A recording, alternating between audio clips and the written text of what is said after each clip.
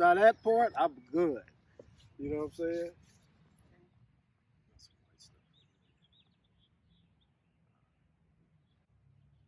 Okay. Hi, everyone. It's your girl, Dynasty Taylor. And I'm Charles Taylor, And we we are are Mental Health in the Hood. Good job. We're getting better with that as we go, right? Okay, so welcome back, guys. This is season 1, episode 2. Meet the Founders is the topic of discussion for today. First and foremost, we need to get some shots out. Right. It's always good to spread good energy and love. So let's first shout out the Black Barbershop. We want to thank Godwin and Ace for having us as guests on their podcast. Had a great time. Yes, which was held on Tuesday, April 28th. We really appreciate them allowing us to use their platform to talk about mental health and spread awareness about mental health in urban communities and share our company with the community. So thank you guys so much for allowing us to do that. Yes. We want to also thank our participants who attended our virtual launch party that was hosted on Thursday, April 30th. We want to thank everybody who attended. Your feedback was highly appreciated. It is really going to help us create the building blocks and trajectory for mental health in the hood. And to be honest, we were not supposed to host a virtual launch party. We were supposed to actually have one in person on that actual day, but due to COVID-19 and everyone being quarantined and being affected by it, we had to shift the way that we facilitated the launch party. So she was determined, y'all. She made it happen. Very determined. I get stuff done, period. So with that being said, we did a virtual launch party. So we want to thank everybody for attending the virtual launch party. And the last thing we want to thank is you guys. We want to thank you guys for joining our movement, liking our page, following us, supporting us. We cannot do this work without you guys. And we wanted to take out the time to thank you guys for that. Thank you very much. Right. So now we can get into the real meat and potatoes of this episode. So we're going to talk about what made us come up with the name Mental Health in the Hood. So one day I came to my dad and I told my dad, like, hey, I got a name for our company. And he was like, okay, what did you come up with? And I was like, what do you think about mental health in the hood? And what was your first thought when you heard that? I said unique, because I was impacted by neighborhood. It was many that's impacted by neighborhood, our urban communities. Right. I think the environment is the soil. So if the environment is not set right, it shifts in our lifestyle. So that was the reason why I came up with the name of the company. We had conversations about starting a company, but getting the name to fit with our actual purpose was hard. So I was like, you know what, let's just find a name that is straight to the point, authentic, and can raise some eyebrows and have people interested in what we were doing.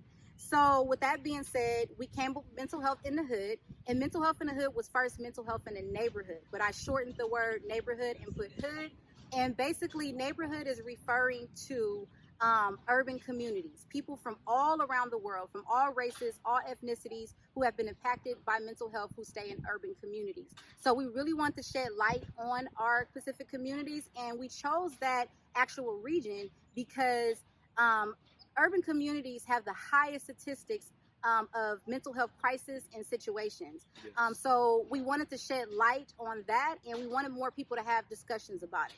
So that's how we came up with the name, what is Mental Health in the Hood. Now, Dad, can you explain to the people why mental health in the hood? Why not mental health in the hood? Why not? Let's get into it. Like I said, I was impacted by the neighborhood when I was, I got raised by a single mother. She was on drugs, and I had a father that I couldn't relate to. So at that time, I was going through a depressed state in my life. And by the age of 13, I joined the gang. Right. I put that negative energy that I was feeling, and I just put it into the community, in which the community was filled with what? Drugs, gangs, violence, right? So I got trauma on top of trauma, and I'm making life decisions. By the age of 14, I met Dynasty Mother. Okay. And now, you know, we just kids, you know, having fun. And, you know, one thing led to another, and she ended up getting pregnant. By the time I was 16 and she was 15. And so just when she got pregnant, after Dynasty was born, I got sentenced to 28 years to life. And I ended up doing 26 and a half years. And when I came home, Dynasty wanted answers. Definitely. Definitely. And even though like we wrote letters, things like that, I did the best that I can. Send birthday cards, always stay connected. She was always my motivation just to try to get out one day because I never thought I was going to get out one day. But I remember her saying to me before, like, Dad, they said you would never get out of prison. And I told her, I said, don't listen to everybody else. I'm telling you, I will get out of prison one day. And that's when I really went into that. But that's another story. And so at that time, we had a conversation when I came home. And she wanted answers. Yep. She wanted answers. And I had to look her in the eye and give her every emotion that I had in me to explain to her the type of decisions that I was making under these traumatic situations that was going on in our communities. And how I was scared to ask for help. I didn't know how to ask for help. Or what help even look like. All I was taught in the community as a young kid that you be tough, you suck it up, and you do what you got to do. Yeah. And I believe that most people in our communities go through the same thing, all ethnicities. Everybody is going through something in these poverty areas. Right. So everyday, mental health in the hood is to give people a voice. Everyday people a voice to speak out about their problems because it's always a reason why people do the things that they do. And that's what I want people to understand. And through that understanding, mental health in the hood is providing a platform where we can expand awareness like we're doing now, educate people about mental health in urban communities, and educate people about their trauma. Also be able to allow everyday people to share their story and do that through vulnerability and courage. We also wanted to allow a space where people will feel more comfortable talking about their trauma. People will feel more comfortable talking about mental health, not even about just other people's mental health, but your own personal mental health and how it has helped to shape you as an individual. So that's one of the main reasons why we came up with the company. Yeah. So along with that, we have a few programs and services that we will be providing with mental health in the hood. So our first component is our media component. We have the mental health show that is posted on our YouTube channel. It's called the Mental Health Show. And it's basically a space where we allow everyday people to share their stories and how they've been impacted by mental health. And we are accepting referrals. So the people that we are basically going to be interviewing are going to be people who are referred from the community. So we're talking about interviewees can be either children, adults, or seniors from all ethnicities, from all walks of life. There is no discrimination at all.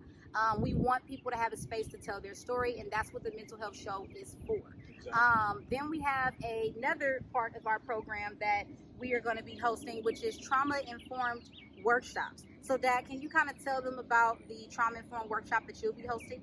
My trauma-informed workshop would be for men and women who's having problems with recidivism. And my trauma-informed workshop will be about trauma-informed care and social justice workshops for schools, organizations, and professionals. We're going to give out more contact information at the end of the video to kind of tell you guys how to get access to those programs and services. Additional to that, we have a life coaching program. Everybody needs a mentor. Everybody needs advocacy. Everybody needs support. And a lot of us have dreams. A lot of us have goals. A lot of us want to do something major, right? Exactly. But sometimes we struggle with figuring out how to get there. You know, how to rebuild our mindset, right? Yeah. And then how to deal with adversity on a day-to-day basis, along with still trying to get to our dream, right? Because you're just like me, just like my father. We struggle. We have adversity. Every day is not a beautiful day to us, right? So we want to be able to allow people to have individual life coaching sessions with either my father or myself to help bring your dreams and your goals to reality and help be your support system and your advocate and your, what they call it, accountability partner to help you reach those goals. Yeah, and also develop great coping skills. You need coping skills in this world.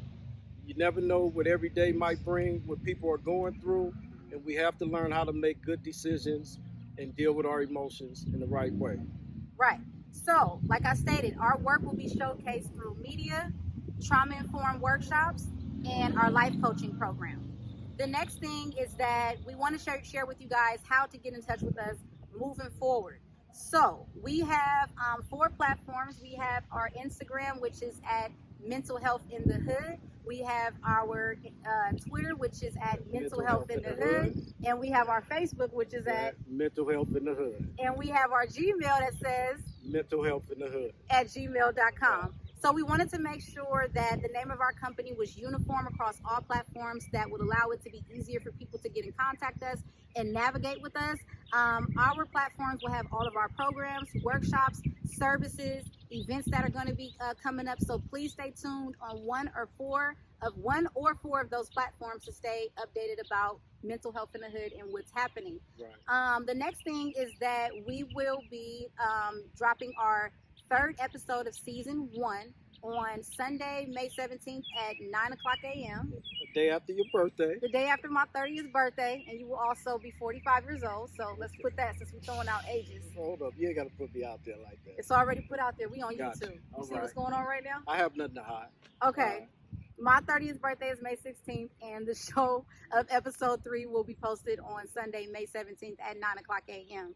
The good thing about this show that's coming up, guys, is that there's going to be individual videos for Charles Taylor himself and myself to be able to give you our story, straight from our mouth of like how we were impacted by mental health and what was our childhood like, and you'll be able to get to know us more. I feel that the more that they were able to get to know us, they can feel like that sense of relatability and hopefully inspire you to come tell us your story. So we want you guys to have a great day. Thank you guys for tuning in. Please remember to subscribe. We need subscriptions on our channel. We got to make this happen. Yes, and we can't do it without you guys. Without you guys. So, everyday people, we'll see you soon. Please stay tuned and have a great day. Thank you very much.